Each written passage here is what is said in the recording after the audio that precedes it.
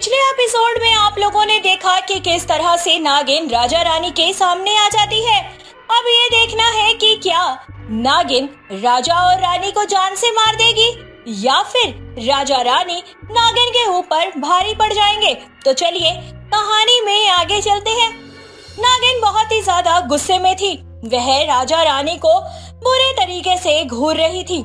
ऐसा लग रहा था कि वह राजा और रानी को कच्चा चबा जाएगी। देखो नागिन, मुझे नहीं पता कि मुझसे या मेरे पति से ऐसी कौन सी गलती हो गई है जिस वजह से तुम हमें परेशान कर रही हो। मैं बस इतना ही चाहती हूँ कि एक बार तुम हमें अपनी सच्चाई बताने की कोशिश करो। आखिर क्या हुआ है तुम्हारे साथ ऐसा जिस वजह से तुम भी परेशान हो। रानी की बात सुनकर नागिन बुरे तरीके से रोने लगती है और वह तुरंत अपने इच्छाधारी नागिन अवतार में आ जाती है। तुमने मेरा कुछ नहीं बिगाड़ा, बल्कि तुम्हारे पति ने मेरी जिंदगी बर्बाद कर दी है। आज मैं यहाँ वहाँ क्यों भटक रही हूँ? क्योंकि पिछले जन्म में इस पापी ने मेरे साथ बहुत गलत किया था और आज मैं इस जन्म में इसी आदमी से अपनी मौत का बदला लेने आई हूँ। क्या पिछले जन्म में? देखो, मुझे नहीं पता कि मैंने पिछले जन्म में तुम्हारे साथ ऐसा क्या किया था, लेकिन मैं फिर भी जानना चाहता हूँ और अपनी गलती की माफी मांगना चाहता हूँ तुमसे। माफी तो तुम्हें कभी नहीं मिलेगी, क्योंकि तुमने जो किया है उसकी सजा सिर्फ और सिर्फ मौत है। ठीक है, पर एक बार तुम बताओ तो आखिर हुआ क्या है तुम्हारे साथ? सालों पुरानी बात है। इच्छाधारी नागिन शिवन्या धरती लोक पर राजकुमार कार्तिक से बेहद प्रेम करती है। कार्तिक और शिवन्या दोनों काफी समय से एक दूसरे के साथ थे। शिवन्या कार्तिक के साथ शादी के सपने देख रही थी। कार्तिक, हम दोनों को साथ में काफी समय हो गया है और मुझे ऐसा लगता है कि अब हमें एक दूसरे से विवाह कर लेना चाहिए। हाँ, मैं जानती हूँ कि मैं एक इच्छाधारी नागिन हूँ और घर वालों को जब इस बारे में पता चलेगा तो शायद वो हमारे रिश्ते के लिए मना कर देंगे। पर मैं चाहती हूँ कि अगर हम दोनों इस रिश्ते को आगे बढ़ाना चाहते हैं तो हम मेरे इच्छाधारी नागिन होने की बात किसी को नहीं बताएंगे। शिवन्या, बात को समझने की कोशिश करो। झूठ बोलकर किसी रिश्ते को ज्यादा समय तक नहीं चलाया जा सकता और मुझे डर है मैंने अगर अपने घर वालों को सब बता दिया कि मैं एक इच्छाधारी नागिन से प्यार करता हूँ तो वो शादी के लिए कभी नहीं मानेंगे। कार्तिक, मैं तुम्हारी बात अच्छे से समझ रही हूँ, पर यह बात तुम कैसे भूल सकते हो कि हम दोनों एक दूसरे के साथ काफी समय से हैं और हम दोनों ने एक दूसरे के साथ ऐसे पल बिताए हैं जिसे भूल पाना मेरे लिए और तुम्हारे लिए बहुत मुश्किल है। मुझे नहीं पता, तुम कैसे भी अपने घर वालों को मनाने की कोशिश करो। अरे दिक्कत ये है कि तुम एक इच्छाधारी नागिन हो और जब मेरे घर वालों को इस बारे में पता चलेगा तो वो मुझे जान से मार देंगे। अरे वे कभी तैयार नहीं होंगे मेरी शादी के लिए।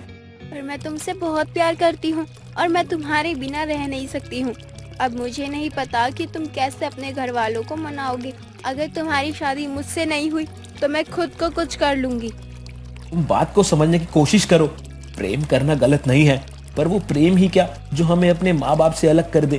शिवन्या पागलों की तरह कार्तिक से प्यार करती थी। वह किसी भी कीमत पर कार्तिक को पाना चाहती थी, लेकिन कार्तिक को अपने घर वालों के आगे झुकना पड़ा, क्योंकि कोई भी माँ बाप अपने बच्चे की शादी किसी भी इच्छाधारी नागिन से करवाने को तैयार नहीं होगा।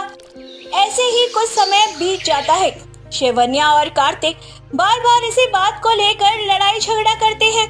ऐसे ही एक दिन कार्तिक हिम्मत करके अपने पिता से शिवन्या के बारे में बात करता है। जब कार्तिक अपने पिता को यह बताता है कि शिवन्या एक इच्छाधारी नागिन है, यह सुनते ही उसके पिता आग बबूला हो जाते हैं और बोलते हैं, कार्तिक, तुम्हारा दिमाग तो ठीक है ना?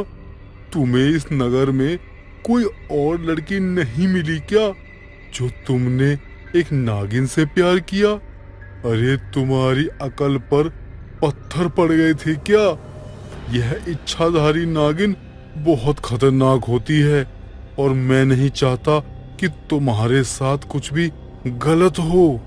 पर पिताजी, मैं शिवन्या से प्यार करता हूँ और मैं उसके बिना नहीं रह सकता। शिवन्या भले ही एक इच्छाधारी नागिन है, लेकिन वह मुझे कभी नुकसान नहीं पहुँचाएगी, क्योंकि वह मुझसे बहुत प्यार करती है। अरे प्यार में अंधे हो गए हो तुम। लगता है इस इच्छाधारी नागिन ने तुम्हें अपने वश में कर लिया है, तभी तो तुम ऐसी बहकी बहकी बातें कर रहे हो? एक बात मेरी कान खोल कर सुन लो। मैंने तुम्हारे लिए राजकुमारी चंद्रावती को पसंद किया है और 1 महीने के अंदर अंदर मैं तुम्हारी शादी चंद्रावती से करवा कर रहूंगा। ये इच्छाधारी नागिन से मिलना तुम बंद कर दो। पिता के आगे कार्तिक भी मजबूर हो जाता है, लेकिन वह अपने घर वालों को मनाने की पूरी कोशिश करता है। ऐसे ही कुछ दिन बीत जाते हैं। कार्तिक के पिता बेहद परेशान हो जाते हैं और ऐसे ही एक दिन कार्तिक के पिता कुछ आदमियों के साथ एक तांत्रिक बाबा को लेकर इच्छाधारी नागिन को ढूंढने की कोशिश करते हैं। तांत्रिक बाबा बीन बजाकर नागिन को बुलाने का पूरा प्रयास करते हैं। आखिरकार शिवन्या बीन की धुन पर उनके सामने झुक जाती है और वहां आ जाती है और उसे जान से मरवा देते हैं। ये हुआ था मेरे साथ।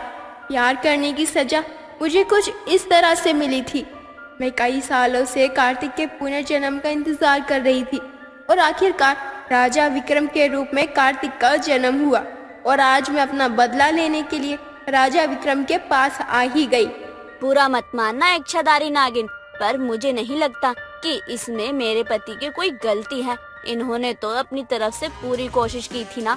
और जैसा कि तुमने बताया कि तुम्हारी मौत का कारण पिछले जन्म में कार्तिक के पिता थे, तो इसमें कार्तिक की क्या गलती? कार्तिक ने तो तुम्हारे लिए घर में बात की थी ना।